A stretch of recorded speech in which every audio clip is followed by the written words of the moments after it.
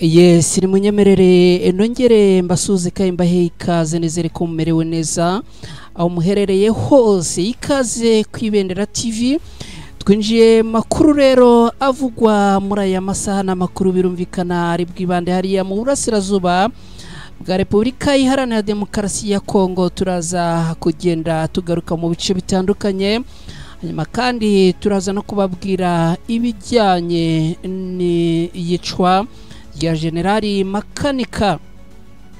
Turaza kubabwira aho yapfiriye, tubabwire uko yishwe n'abamwishe, hanyuma kandi turaza no kugaruka akwitangazo yamaze kugenda rishyirwa hagaragara rijyanye no kumwibuka no kugenda ahizihizwa ubuzima bwa nyakwigendera.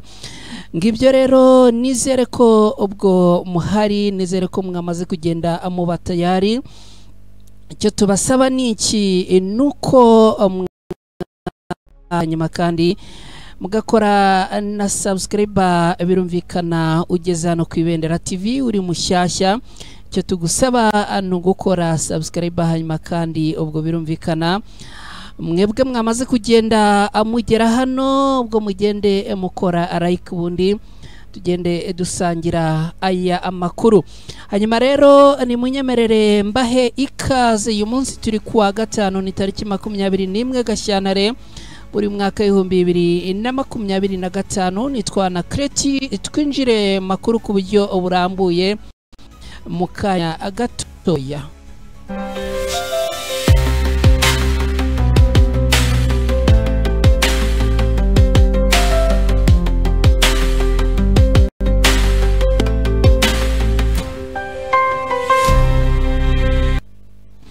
Yes, ngibyo rero ubwo twamaze gutangira anaya makuru ku buryo burambuye.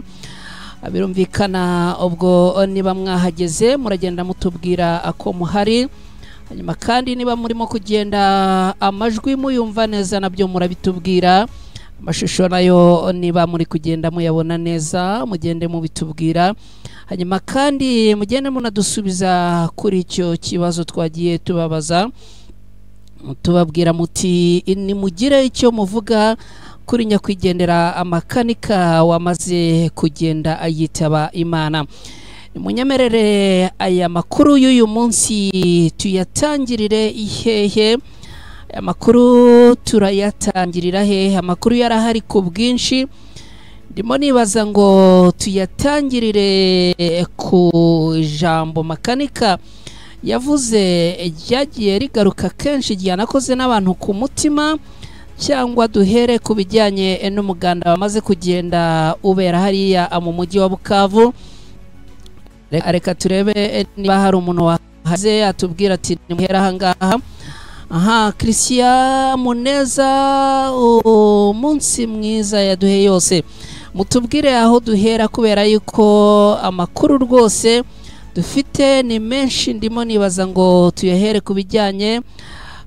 Okay, reka mbereke aho tuyahere. Reka ya makuru tuyahere ku bijyanye n'urupfu rwa nyakwigendera Koloneli Makanika. Kugira ngo rero tubitangire neza, ni munyemerere dutangire muri ubu buryo, ni munyemerere dutangire muri ubu buryo. Nshuti bakunzi bacu, nta muntu ubundi bwoko dusagariye ngo tumuhute kuba tuzira gusa ko turi abanyamurenge mu gihugu cyose. Ntawe twahemukiye, tuzohagarara ku kuri, ntawe turenganyije.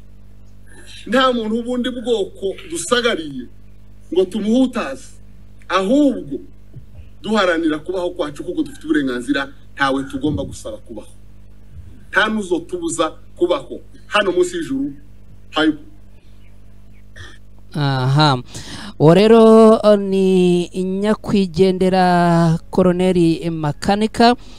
Agenda avuga ati kuba atuzizwa uko twavutse, kuba tuzizwa uko turi, ntago tuzabyemera, ahubwo tuzaharanira uburenganzira bwacu nk'abanyamurenge kugeza ku munsi wa nyuma. Ntawe duhutaje, nta bundi bwoko tugize gute, nta bundi bwoko duhutaje. No ubutumwa nyakwigendera Makanika yatanze mu bihe bya nyuma kuri iyi si. Hanyuma rero ni munyemerere tubabwire ko ejo twavuye muri studio tubabwira ko amakuru amwe yavugaga ko General Makanika yaba yishwe, andi akavuga yuko yarashwe bikomeye ariko akaba ataricwa, ariko amakuru yizewe kugeza ubu ngubu General cyangwa se Colonel Makanika ubundi yanapfuye ari generali. Abantu benshi mwamumenya ari Colonel ariko yapfuye ari generali. Kaba rero kugeza ubu ngubu uyu yaramaze kwitaba Imana. Reka atugende tubibagezaho muri ubu buryo. Reka tunyarukire ku itangazo yamaze kugenda rishyirwa ahagaragara na Twirwaneho. Colonel Makanika akaba yari umuyobozi wa Twirwaneho. Itangazo ryagiye ahagaragara riravuga riti itangazo ryo kubika. Kuvuga itangazo nyine rimenyesha ko umuntu yitabye Imana. Ubuyobozi bwa Twirwaneho Autodefense Civile bubabajwe no kumenyesha abanyamurenge bose, abarwanashyaka ba Twirwaneho by'umwihariko inshuti n'abavandimwe ko Generali Irukunda Michael cyangwa se Michel alias Makanika, intwari yacu, yatabarutse na gatatu ku minsi 19 Gashyantare muri uyu mwaka 2025. No kuvuga ko yitabye Imana tariki 19 Gashyantare muri uyu mwaka 2025. Akaba yaguye ku rugamba rwo kurwanya jenoside ikorerwa abanyamurenge n'abandi ibasa nabo, imaze imyaka 7 yateguwe kanashyirwa mu bikorwa na leta y'igihugu cyacu cya Repubulika Iharanira Demokarasi ya Kongo. Wazarendo hamwe n'abafatanyabikorwa bayo ari nabo bagabye igitero cya drone iturutse Kisangani mu rwego rwo guca intege umugambi wa Twirwaneho. Iri tangazo rikomeza rigira riti turihanganisha umuryango wa Generali Irukunda Michel, abanyamurenge bose hirya no hino ku isi, abatabazi, abarwanashyaka ba Twirwaneho, ngo mukomere kandi mushikame muri ibi bihe by'umubabaro wo kubura umuvandimwe akaba inkoramutima y'ubwoko. Turabibutsa ko urugamba rwo kwirwanaho rukomeje kandi umusingi n'ibikorwa bya General Irukunda Michel yasize yubatse nta kizabisenya kugeza tubonye amahoro duharanira. Turasaba abanyamurenge bose bari mu bice bitandukanye by'isi guhaguruka kugira ngo twirwaneho kugeza dutsinze intambara yo kuturimbura no kutwambura gakondo yacu no guca akarengane n'ubwicanyi dukorerwa. Amaraso ya General Irukunda Michel n'abandi bafatanyabikorwa, urugamba ahavutsemo intwari zizakomeza urugamba kugeza ku mutongi wa nyuma cyangwa se kugeza ku munota wa nyuma. Iri tangazo rya Twirwaneho risoza rigira riti bikorewe mu Minembwe tariki 20 Gashyantare muri uyu mwaka 2025. Ni itangazo ryashyizweho umukono ku munsi w'ejo, arishyirwaho umukono n'umuhuzabikorwa wa Twirwaneho witwa Ndakize Kamasa Welcome. Ngibyo rero ibijyanye n'urupfu rwa General Makanika. Dore rero General Makanika ibijyanye n'urupfu rwe, mu kanya ndaza kandi mbabwira ko hari abantu batandukanye bamaze kugenda abavuga ku by'uru rupfu rwe. Liyetona Colonel Wiringoma, umuvugizi mu bya gisirikare wa M23, yagize icyo atangaza. Lawrence Kanyuka, umuvugizi mu bya politike mu mutwe wa M23, nawe yagize icyo atangaza. Hari n'abandi bakomeje bagenda bagira ibyo batangaza, mu kanya turabigarukaho. Colonel Irukunda Michel alias Makanika yapfuye tariki 19 Gashyantare muri uyu mwaka w'2025. akaba yariciwe muri segiteri yitwa Ndobo. Iyi segiteri yitwa Ndobo iherereye muri teritwari ya Makanza cyangwa Mankanza bitewe nuko ubivuga, ikaba iri muri province cyangwa se mu ntara ya Ekwateri muri Repubulika Iharanira Demokarasi ya Kongo. Iyi teritwari ya Makanza igira segiteri cyangwa se haba segiteri eshatu. Haba segiteri ya Abangara, Mweko na Ndobo. Yitwa Ndobo rero akaba ariyo uyu Colonel Makanika cyangwa se General Makanika yitabiyemo Imana. Uti rero byagenze gute kugira ngo uyu umugabo yitabe Imana? Uyu mugabo yagize gutya ahamagazwa n'abantu, baramubwira bati rero natwe turabo muri twirwaneho, turabanyamurenge nk'abandi, none rero ngwino twamaze gukusanya intwaro zikomeye, hanyuma uze uzitware uzishyikirize abarwanyi batwirwaneho, ubundi turebe yuko twakwibohora tukabohora ubwoko bwacu bw'abanyamurenge.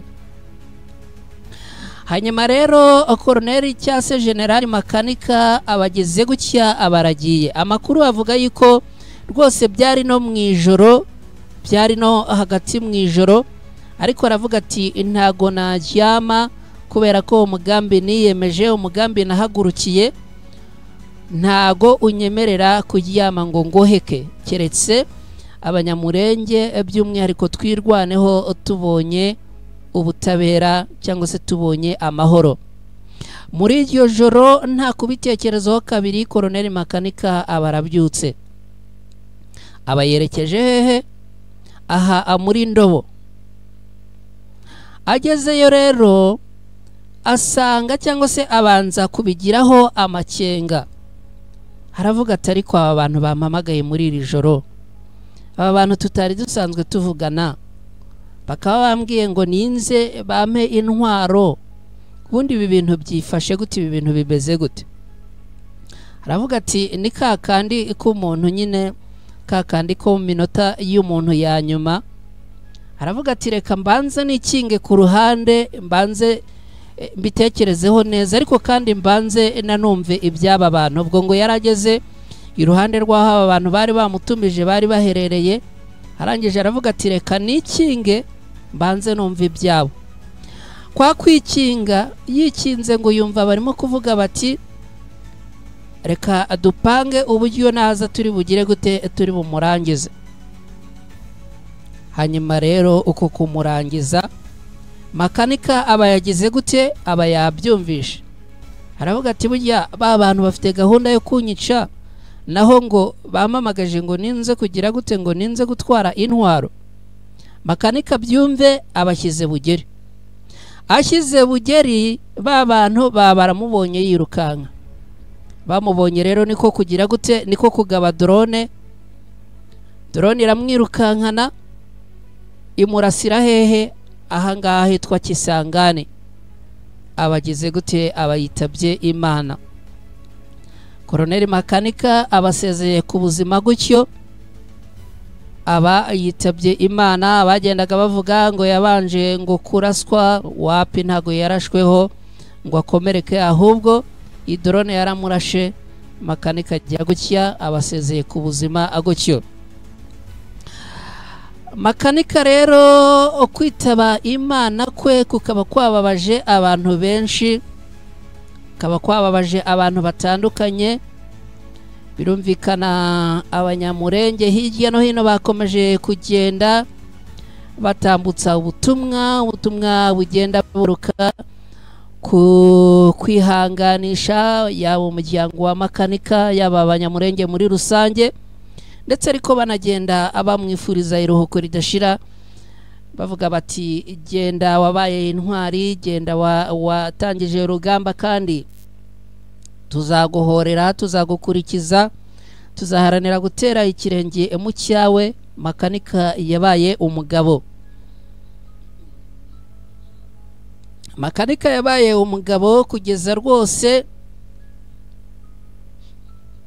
kugeza anitabye Imana rwose. Amakuru nkuko tumaze kuyababwira bikaba byarabaye muri ubu buryo, Makanika akicwa agiye gushaka intwaro zo kubohoza abanyamurenge bene wabo, akicwa agiye gushaka intwaro zo kubohora abanyamuryango batwirwaneho. Rwose uramutse uvuze yuko yaguye ku rugamba ntago waba ubeshye, kubera ko n'ubundi yaguye cyangwa se yitabye Imana ari muri gahunda zo kugira ngo arebe icyakorwa kugira ngo ubwoko bw'abanyamurenge bagende babohorwa. Makanika rero kwitaba Imana kwe rwose kukaba kwagiye kubabaza abantu batandukanye. Hari umuntu wagiye atwoherereza ubutumwa avuga ati nitwa Umucunguzi, ati rwose Makanika niyigendere, Imana yimuhere uko ridashira, ariko mufata nk'umucunguzi wacu nk'abanyamurenge witangiye abandi, akaba kandi yari n'umukristo w'ibihe byose. Ati urugero yadusigiye tuzagenda gute tuzamukurikiza. Nabagiye batambutsa ubutumwa. Hanyuma rero umuvugizi wa M23 mu bijyanye n'ibya gisirikare yitwa Lieutenant Colonel Wiringoma, nawe yagize ubutumwa atangaza kuri nyakwigendera Generali Makanika. Nawe yagize ubutumwa atangaza kuri nyakwigendera Generali Makanika amaze kwitaba Imana. No butumwa yatambukije mu rurimi rw'igifaransa, ariko mukanya ndaza kubasobanurira mu kinyarwanda ibyo yashatse kuvuga. Ariko Lieutenant Colonel Wiringoma yagize ati allez-y dire ceux qui pensent qu'ils vont exterminer les Banyamurenge à République démocratique du Congo, ils sont trompés. Le peuple Banyamurenge sont des Congolais, ils sont un pays d'origine, aïe, un peuple éclairé par la lumière divine, et bientôt ils seront libres de circuler partout dans leur pays. Ubutumwa bwa Lieutenant Colonel Wiringoma. Lieutenant Colonel Wiringoma avuga ati genda utubwirire abatekereza ko cyangwa se abashaka kurangiza cyangwa kurimbura abanyamurenge bo muri Repubulika Iharanira Demokarasi ya Kongo ko bibeshya. Abaturage b'abanyamurenge n'abakongomani bari mu gihugu cyabo cy'amavuko, igihugu cy'urumuri, igihugu cy'umucyo, kandi igihugu igihugu barazwe, kandi vuba bidatinze bazabona ubwigenge, bagende aho bashaka hose mu gihugu cyabo. N'ubutumwa bwa Lieutenant Colonel Wiringoma, umuvugizi mu bya gisirikare wa Alliance Fleuve Congo ibarizwamo na M23, agenda abwira Colonel cyangwa se Generali Makanika ati genda uruhuke kandi mu mahoro, kandi utubwirire abibwira ko bazarimbura ubwoko bw'abanyamurenge ko bibeshya. Uyu ni Wiringoma ku butumwa bwe yatambukije. Hanyuma namwe mudukurikiye mugende mutubwira ubutumwa bwanyu, mubwohereza, mugira ibyo mutubwira, amugira ibyo amuvuga kuri Generali Makanika wamaze kwitaba Imana, arashwe mu mugambi uko yari yagiye. Navuga yuko yari yagambaniwe, ariko we akizera ko arabo bashakaga kubohora hamwe ubwoko bw'abanyamurenge. Hanyuma rero Lawrence Kanyuka nawe no muvugizi w'umutwe wa M23 mu bijyanye na politike, nawe yagize ubutumwa atanga bujyanye n'urupfu rwa nyakwigendera Koloneli Generali Makanika. Lawrence Kanyuka yagize ati ubuyobozi bw'abicanyi bwa Kinshasa bushishikariza urwego kandi bugashyiraho politike y'ivangura bikaviramo ubwicanyi n'itotezwa ry'abanyekongo bavuga ikinyarwanda n'igiswahili. Uku kunanirwa gukumira ibi bikorwa bisa n'ibyaha bya jenoside bituma Kinshasa iba icyago gikomeye ku baturage b'abasivile. Ati ibi ntago tuzabyihanganira. N'abayobozi batandukanye bakomeje kugenda bavuga kuri nyakwigendera Generali Makanika. Ikindi kintu wamenya kuri Generali Makanika, Generali Makanika ngo yari umukristo ku rwego rwo hejuru. Abantu bavuga yuko rwose burya ngo na buri gitondo yabanzaga kugira gute, yabanzaga gusenga, ibyo akoze byose ngo yabiragizaga Imana. Abantu rero bakaba bavuga ko rwose nta gushidikanya uyu yaba azajya mu ijuru. Ni inkuru rero ibabaje rwose, ni inkuru ibabaje cyane, akaba ari inkuru yakomeje kugenda ibabaza abantu batandukanye, by'umwihariko abanyamurenge baherereye mu bice bitandukanye.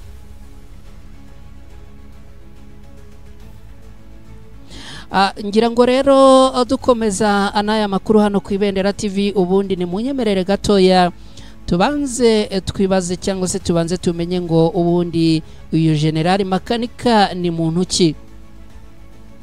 Generali Makanika ni muntu ki wamaze kwitaba Imana? Mukanya twabagejejeho ubutumwa yasize atambukije, kaba anavuga ko ari ubutumwa bwe bwa nyuma. Ubundi uyu nguyu yari muntu ki? Ngira ngo abadukiye niba wageze hano ku Ibendera TV, twamaze gutangira twanyujijeho ubutumwa yasize avuze, ngira ngo nawe ubwo waza gusubira inyuma ukagenda ubwumva niba bwagucitse. Ariko ubundi uyu muntu ni muntu ki? Bamwe mu bamuzi batangaza ko uyu mugabo Generali Makanika yari afite umugore n'abana, ariko nta byinshi bizwi ku buzima bwe bwite. Generali Makanika yavugaga ko atuye mu Minembwe kandi ibirindiro bikuru bya Twirwaneho bikaba byari biri ahitwa mu Bijabo. Koloneli Michel Rikunda uzwi nka Makanika n'umunyamurenge wahoze mu gisirikare cya Repubulika Iharanira Demokarasi ya Kongo FARDC, akaba yari afite ipeti rya koloneli, ariko yagera muri Twirwaneho akaza guhabwa ipeti rya generali. Uyu mugabo yavuye mu gisirikare cya Repubulika Iharanira Demokarasi ya Kongo FARDC mu mwaka w'2020 yatorotse aho yakoreraga muri teritwari ya Warikare ya Kivu ya Majyaruguru, nkuko byemejwe n'igisirikare icyo gihe. Generali Makanika nyuma yavuze ko yavuye ngo agiye gufasha kurengera ubwoko bwa abanyamurenge bwari burimo kwicwa mu gace ka Minembwe. Makanika yumvikanye kenshi anenga igisirikare cya Repubulika Iharanira Demokarasi ya Kongo FARDC, kinenga kutarwanirira abanyamurenge, akanashinja iki gisirikare gufasha abarwanyi bo mu bwoko bw'abafurero, abanyindu n'ayandi moko kwibasira abanyamurenge bakabica bakabahutaza. Uru ruhare rw'ingabo za leta ya Repubulika Iharanira Demokarasi ya Kongo rero nibyo bintu uyu Makanika yakomeje kugenda anenga, ndetse biza gutuma afata icyemezo gikomeye cyo kuva muri iki gisirikare cya Repubulika Iharanira Demokarasi ya Kongo FARDC yerekeza ahangaha muri Twirwaneho yo kurengera ubwoko bw'abanyamurenge. Makanika yari yaranafatiwe ibihano n'imiryango y'ibihugu nk'ubumwe bw'Uburayi ndetse na Amerika, ibyo we yavugaga ko bitamureba. Ubumwe bw'Uburayi bwamushinjaga ibikorwa byo kuyobora inyeshyamba zatwirwaneho ziteza umutekano muke, zinjiza abana mu barwanyi, gutera no kwica abasivile n'ibindi, ariko ibingibi akabirenza amaso akavuga yuko ibi bitamureba ndetse akabyamaganira kure.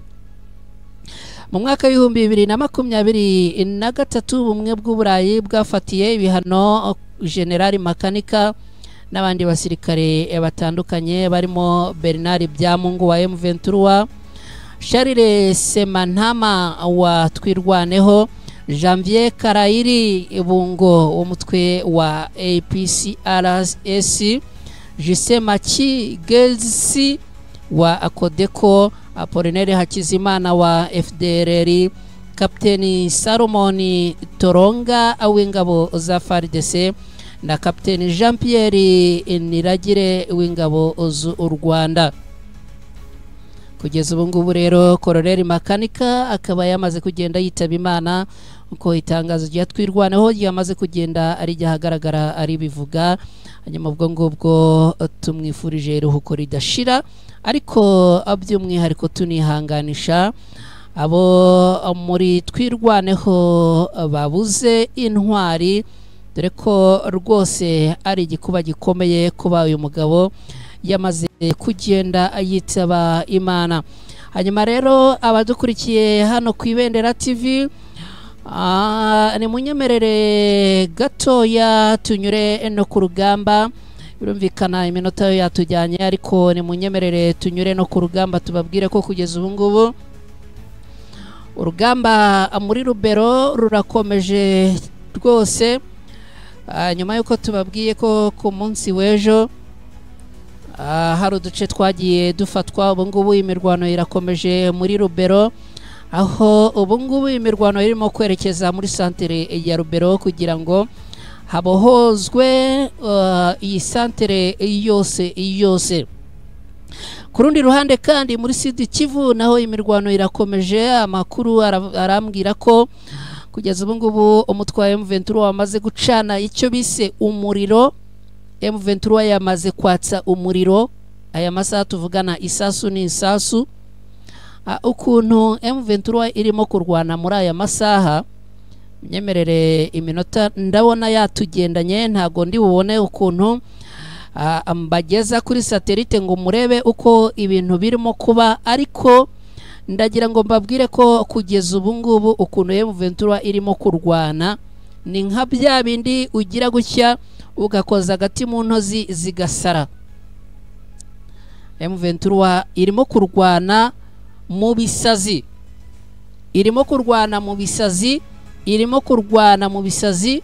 kandi ku munsi w'ejo narabibabwiye mbabwira ni M23 Colonel cyase General Makanika akimara kwicwa, M23 yasezeranyije ko izamuhorera. Aya masaha tuvugana rero imiriro irimo kwaka aha muri ibi bice bya Minembwe, imiriro irimo kwaka. M23 yavuze yuko byanze bikunze igomba kumanuka ikajya gukemura ibibazo by'abaturage bo muri Murenge, ikajya gutera ikirenge mu cya Colonel Makanika. Ayandi makuru kandi aravuga yuko kugeza ubu ngubu abarwanyi b'umutwe wa M23 tayari bamaze kwinjira muri Uvira. Za maneko zikaba zamaze kugenda rwose zinjira muri Uvira zijya kureba uko ibintu byifashe. Hanyuma kandi ubwo ngubwo birumvikana mu minsi cyase mu gihe kitari kirekire cyane, uyu mutwe wa M23 wasezeranyije ko ugomba kuba tayari nawo winjiye muri Uvira, ahangaha naho ukajya gukemura ibibazo byaho. M23 kugeza ubu ngubu rwose irimo kugenda ikora ibintu ibikora nkaho ari umucunguzi, igenda yirwana nkaho rwose bariye Amavubi. Ndagira ngo mbabwire ko mu masaha yo muri iki gitondo hagana mu masaa 10 za mu gitondo, nabwiye M23 ntago bagoheka, nta byo gusinzira.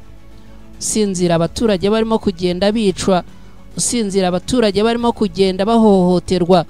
M23 rero nta gusinzira guhari. Mu rukerera rwa mu gitondo rero biravugwa yuko rwose urugamba rwari rwambikanye. M23 ikaba kugeza ubu ngubu irimo kugenda irwana n'iki na za ngabo z'abarundi zanze kuva mu nzira, zivuga ziti tuzarwana n'ubundi ntacyo turamira, tuzarwana kugeza ku munota wa nyuma. Aba rero bakaba aribo barimo no kugenda bifatanya na FARDC na Wazalendo hariya muri biriya bice bya Minembwe umanuka uwerekeza za Uvira. Abangaba bakaba aribo rero M23 irimo kugenda yihangana nabo. M23 abangaba nibo irimo kugenda yihangana nabo, iravuga iti rwose ibibazo bigomba gukemuka. Hanyuma ni munyemerere twumve n'iyi video, hanyuma mukanya andaza ambabwira ikindi tugiye kugenda adukurikizaho. Oya, mji wa Bukavu utakate kama mji ingine, itakate kama Goma, itakate kama Bulaya. Haiko vile, inawezekana. Nawaomba nyie wote wakongomani wa Bukavu tufanye salongo, tutie proprete, imondisi zitoke kwa barabara juu, makanivo zifunguliwe. Kila siku hapa kuna kwa inondation na inabeba inaua watu. Mimi nawaomba ile makanivo tuifungule pamoja. Mnanisikia vizuri? Asante sana, twende kwa kazi. Oya, mji wa Bukavu utakate kama aha, ngira ngo abadukurikiye rero mwamaze kugenda amumubona. Uyu ni General Byamungu.